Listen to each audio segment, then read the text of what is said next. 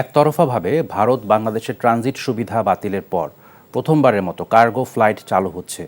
সিলেট ওসমানী আন্তর্জাতিক বিমানবন্দর থেকে এই ফ্লাইট চালু হবে। এই মুহূর্তে সেখানে আছেন আমাদের সিনিয়র করেসপন্ডেন্ট নিয়ামুল আজিজ সাদেক। সরাসরি যাচ্ছি তার কাছে। সাদেক, কখন চালু হচ্ছে কার্গো ফ্লাইটটি? বান্ডেল থাকলে প্রতি সেনমানিতে টাকা বাঁচবে। বিকাশ সেনমানি বান্ডেল কিনে জিতুন প্রতি লেনদেনে।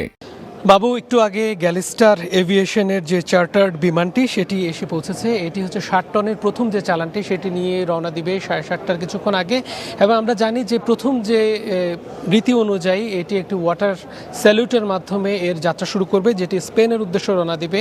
আর যাদের পণ্যগুলো এখান থেকে যাবে সেই বিকেএমই এর সহসভাপতি তিনি এখানে এসেছেন এবং তার সাথে সাথে অন্যান্য যে ব্যবসায়ী নেতৃবৃন্দ কিছুক্ষণ আগে এই জায়গাটি পরিদর্শন করেছেন। আপনাকে জানিয়ে রাখি যে বাণিজ্য উপদেষ্টা শেখ বশিরউদ্দিন তিনি কিন্তু কিছুটা অসন্তোষ প্রকাশ করেছেন। তিনি বলেছেন এখানে যে কাঙ্ক্ষিত মানের যে সেবাগুলো এখন পর্যন্ত নিশ্চিত করার দরকার ছিল সেগুলো করা হয়নি। একই সাথে যে এজেন্সিগুলো বিভিন্ন সময় এখানে কর্মতৎপরতা দেখিয়েছে সেই এজেন্সিগুলোর কাজ নিয়েও কিছুটা অসন্তুষ্ট তিনি জানিয়েছেন। তার সাথে যদিও আমাদেরকে সরাসরি কথা বলেননি, তবে আমরা যেটি জানি যে 7টার পরে কিন্তু এই মূল কার্যক্রমটি শুরু হবে। ইতিমধ্যে যে গ্রাউন্ড হ্যান্ডেলিংয়ের যারা রয়েছে বিমানের তারা কিন্তু তাদের মালামাল লোড করা শুরু করেছেন এবং যে এয়ারবাসটি এখানে এসেছেন গ্যালিস্টারের এটির মাধ্যমে কিন্তু এখানে শুরু হবে।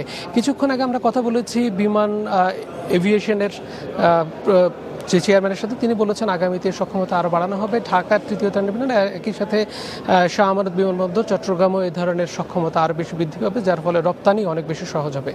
বাবু, সিলেট ওসমানী আন্তর্জাতিক বিমানবন্দর থেকে কার্গো ফ্লাইটের তথ্য জানছিলাম। বান্ডেল থাকলে প্রতি সেনমানিতে টাকা বাঁচবে। বিকাশ সেনমানি বান্ডেল কিনে জিতুন প্রতি লেনদেনে।